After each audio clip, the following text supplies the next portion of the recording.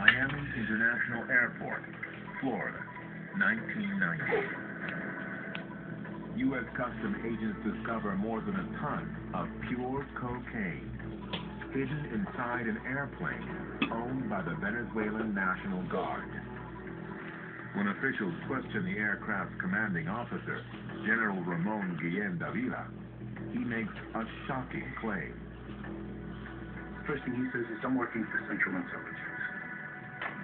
And that turns out to be absolutely true. According to later testimony, the drugs were sent to the U.S. as part of a covert CIA scheme to infiltrate Colombian drug gangs operating in Miami. Sound crazy? Not as crazy as what happened to the ton of cocaine. 3 years after the incident, the CIA publicly revealed that the seized drugs ended up being sold on the streets of America. Woolsey, the head of CIA, went around the country saying, oh, it was a joint intelligence operation that went awry. But how could impounded drugs end up on the streets of America? Or perhaps more importantly, why? October 5th, 1986, southern Nicaragua. In the midst of a bloody civil war between the pro-Marxist Sandinista government and a group of guerrilla freedom fighters called the Contras, an American C-123 aircraft is shot down and crashes into the rainforest. The only survivor is a former Air America pilot, Eugene Hassenfuss. Eugene Hassenfuss was a contract pilot for the CIA. He was airdropping supplies to the Contras, and the day he was shot down, he stated he was a part of a U.S. government operation. I mean, he spilled the beans right off the bat. The Boland Amendment prohibited the use of government money to assist in any attempt to overthrow the government of Nicaragua, which was duly elected. Here was Hassenfuss, who was supposedly flying supplies to the Contras, and this, of course, meant that there had to be some sort of investigation. As the media began to investigate the Hassenfuss incident, it soon became aware of another political intrigue. November 13th, 1986, President Ronald Reagan went on national television and acknowledged that the U.S. had brokered an arms deal with Iranian military forces in an effort to free American hostages. First, let me say I take full responsibility for my own actions and for those of my administration. As angry as I may be about activities undertaken without my knowledge, I am still accountable for those activities. 12 days later, U.S. Attorney General Ed Meese disclosed yet another shocking secret.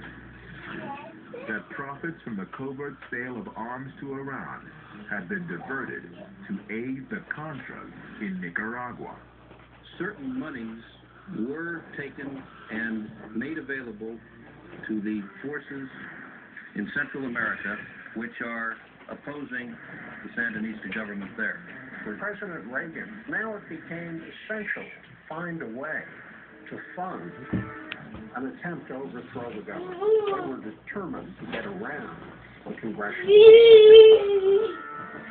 The White House identified National Security Council Deputy Director, Lieutenant Colonel Oliver North, as the mastermind behind the operation. And on July 7, 1987, the officer was summoned to testify before a joint congressional committee on live television. That in the testimony you're about to give will be the truth, the whole truth, and nothing but the truth, so help you God, I do. He admits before Congress that he lied to the American people, he lied to the committee. By their very nature, covert operations or special activities are a lie. It's clear that a decision was made to push forward Oliver North as the person who would take the fall.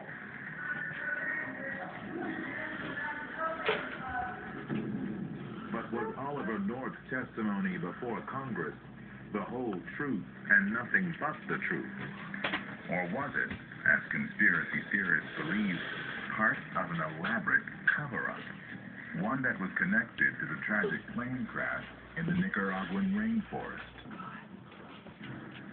That plane that was shot down had been owned by a major drug trafficker named Barry Seal. He sold the planes to the government, and U.S. officials feared that if the focus remained on that plane, it could result in a major scandal if the drug connection to the Contra war became fully known by the American public. The reality of the Iran-Contra affair is that aircraft loaded with weapons took off from airports in the southern United States and flew into Central America, where the guns were unloaded and the planes were then loaded with illegal narcotics. And these were then flown back to the United States. I myself helped to refuel those planes that were loaded with cocaine going into the U.S. Knowing the fact that they were going to be seized when they landed in the U.S. And every time I asked, well, what happened to the plane that we just refueled? He said, well, they changed the flight plan in the middle of the flight. And this happened 4, 5, 6 times, and I said, nah, there's something wrong with this picture. Could the conspiracy theorists be correct? Is this the real secret of the Iran-Contra affair? That it wasn't just arms for hostages, but drugs for arms as well. In January of 1986, George H.W. Bush came to Guatemala, and I said, we do have some intelligence that Contras are heavily involved in drug trafficking out of Ilopango Airport. And he smiled at me and didn't say a word, just shook my hand and walked away from me. During the secret Contra operation in the 1980s, a cocaine crack epidemic was spreading across Los Angeles, California. An epidemic that conspiracy theorists claim was directly connected to Contra drug trafficking.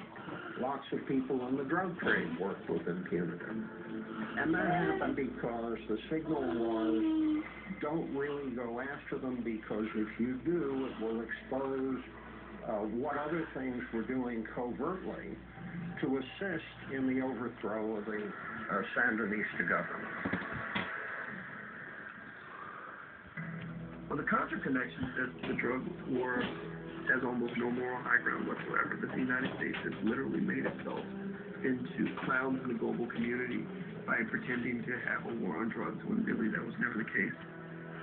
Was Iran-Contra really the continuation of a top-secret drug trafficking operation that started during the Vietnam War? If so, who or what is behind it? And why?